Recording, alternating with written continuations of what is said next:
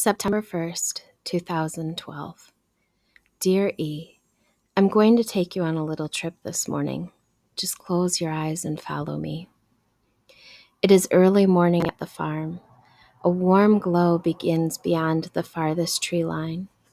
You can hear the bats and the owls retreat to their homes as songbirds and insects stretch and begin another day. Dew lies in shimmering microscopic ponds on each blade of grass, and the scent of flowers intensifies with the sun's warmth. This place, an Eden of sorts, was built to bring beauty to the earth as it provided shelter and respite to our family.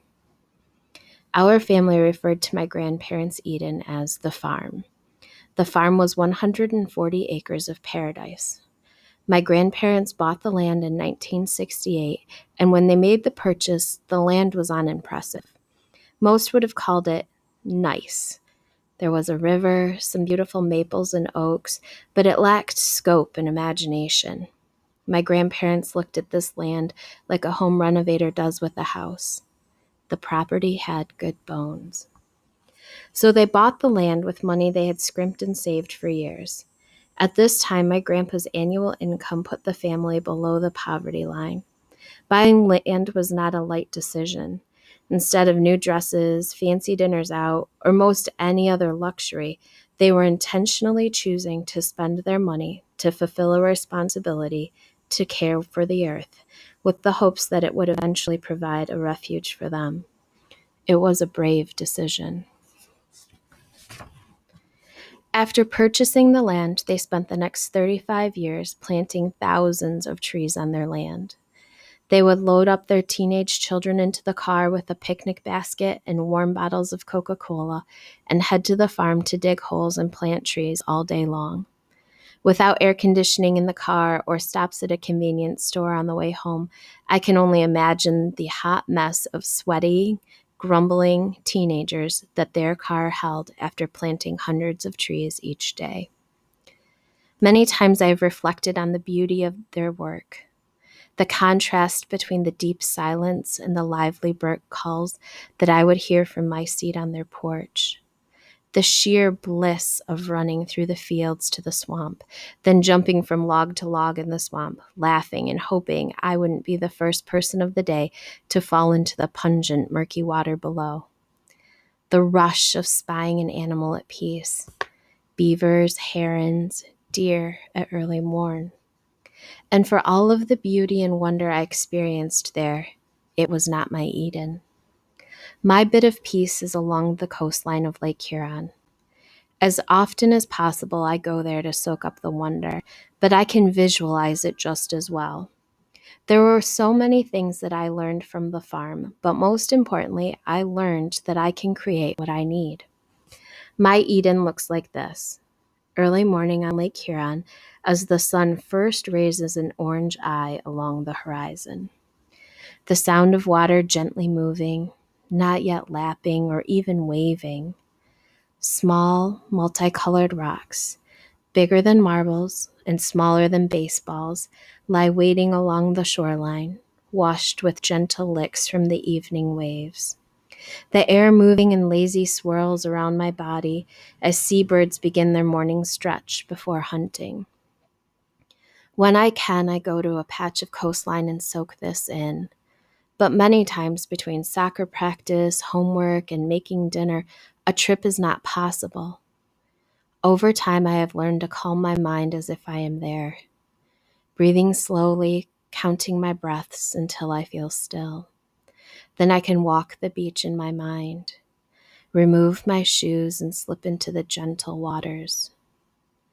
This is my place of wholeness and serenity and mind to curate. I wonder where your Eden will be. Everything about you is a mystery. I'm ready for more details about you. I'm telling myself to be patient. You'll be here soon, and then we have forever to chart the map to your Eden so that you can learn the route by heart. Love, Mama. September 17th, 2012. Dear E, I had my initial intake appointment at the OBGYN today. More than ever before, you are real. The nurse practitioner gave us all sorts of pamphlets to prepare for you. At the appointment, she also wanted to know if we wanted genetic testing done with the other lab work today, and we said no. Whoever you are, and whatever gifts and challenges you embody, this fact remains. You are ours, and we will face the world together. Thinking about the genetic test today made me daydream about what you will look like. I wonder if you will look more like Daddy or me. William is a mix between the two of us, and today, at 2 years old, is mostly bald. Will you be born with hair? I wonder if you will have long fingers, freckles, dimples. I know I'm not the only one daydreaming about what you will look like. Your grandmothers are trying to put you together like a puzzle, too. And ultimately, none of us has any preference in what you look like. Your hair, eyes, fingers, and nose are interesting because we cannot wait to know you. And right now, all of you is a mystery. Right now, I have no idea if your physical body will be male or female. People will change how they interact with you based on their interpretation of who you are. Don't buy into the messaging. Male, female, tall, short, thin, thick. Your body is merely the wrapping. After you are born, I will hold you and whisper to you that you are perfect. And I don't wish to imply that it is the symmetry of your face or the clothes I have dressed you in that create perfection. It is your being cuddled next to mine. When I take your picture 1,000,000 times, I am attempting to capture your spark, your tenacity, your determination, the moments when your spirit is so joyful, elated, loved, that your soul spills from your eyes and brightens your skin because the depth and the fullness of you can no longer be contained by your body. I want to hold on to these times.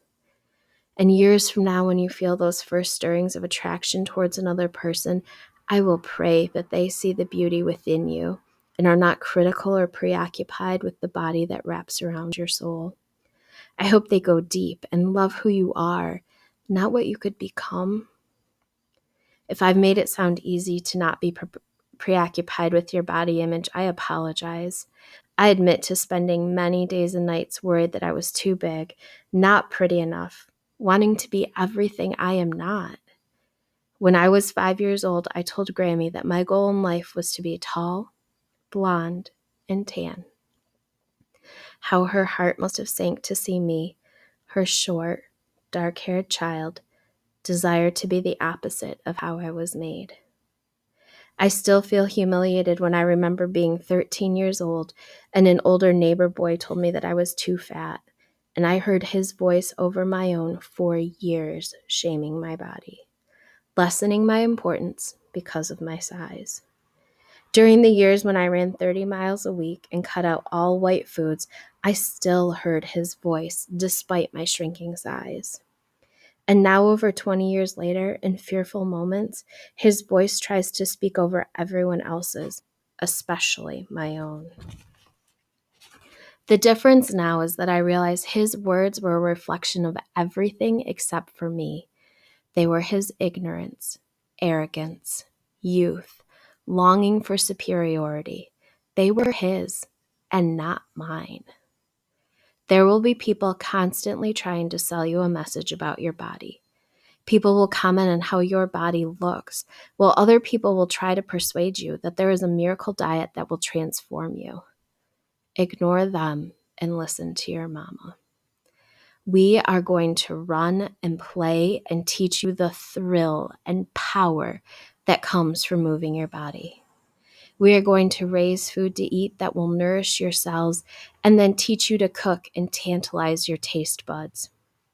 We are going to teach you how to take care of your body and indulge it with warm baths and soft jammies.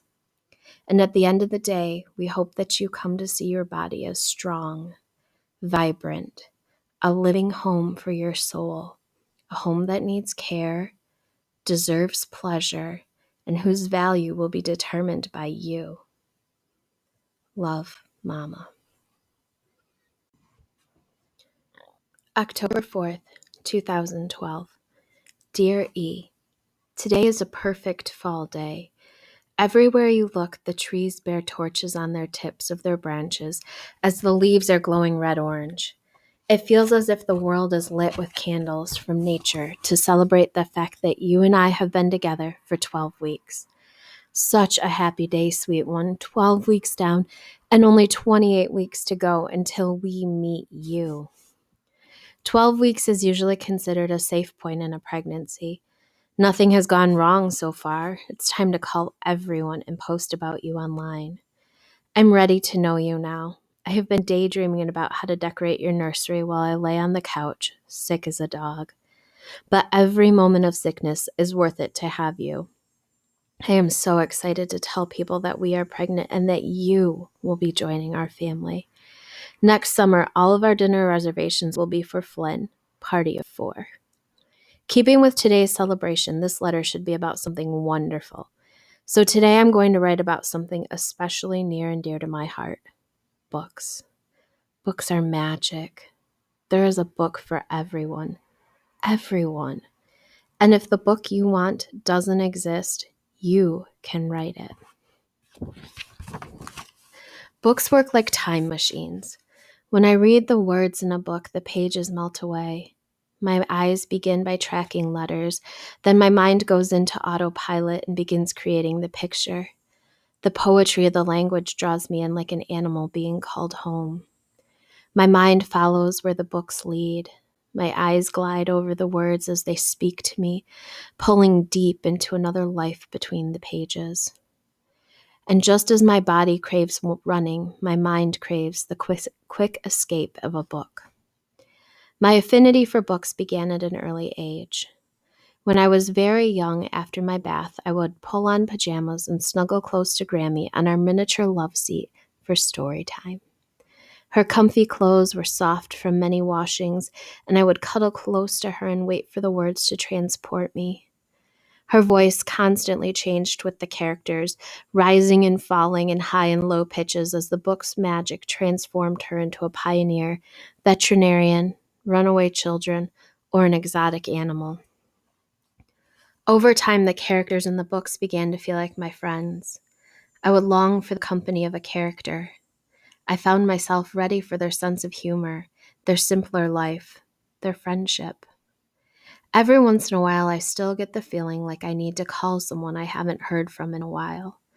My brain rattles through who it could be until finally I remember, and then disheartened, I realize it is a character from a book. I miss the companionship of a specific book. The books that Grammy read when I was young helped shape my vision of the world. I believe there is magic in everyday living because of James Herriot and Moses the Kitten. Anything is possible because of Lucy Maud Montgomery and Anne Shirley.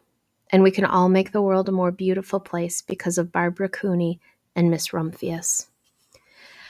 For years, I didn't understand people who don't like to read. I felt like they were missing out on so many great experiences, and that if they just tried a little harder, they would find the magic in books. Until I had to learn to read in a second language. Learning to read first in French and next in Spanish knocked me from my literary high horse. I would get my list of required reading texts for college language classes and attempt to plow through them, dictionary in hand. The entire process was painful and time-consuming. The language never developed into a discernible cadence in my mind. There was no sweet escape, only painful baby steps forward through a story I could not comprehend. I knew massive lists of words in each language. Why was reading so hard?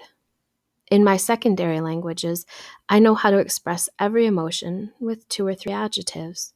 I could share my thoughts and knowledge in straightforward words. But it takes time to learn 25 ways to say that you are disappointed.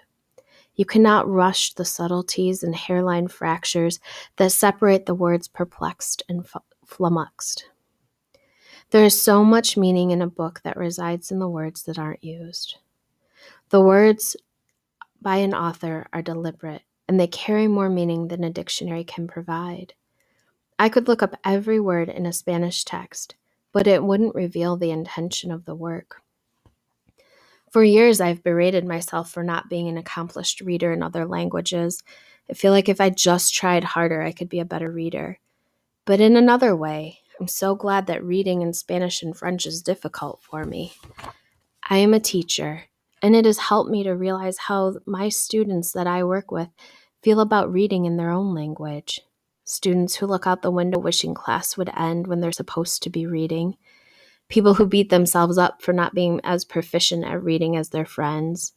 Children who have no positive memories of sitting close and feeling safe as they escaped through a book with their family. Reading for them doesn't feel magical. Reading is drudgery with little reward. I think one of the keys to finding magic in books is having the opportunity to freely dive into books first with a partner, someone to help you navigate the terrain of a book. I am going to work really hard to help you love reading. This is really important to me. I want you to have this escape, a portal to other worlds and other minds. I want you to crave books and have friends that only exist between pages. I want you to have a plethora of words to describe the complex emotions that will take up residence within you in this world.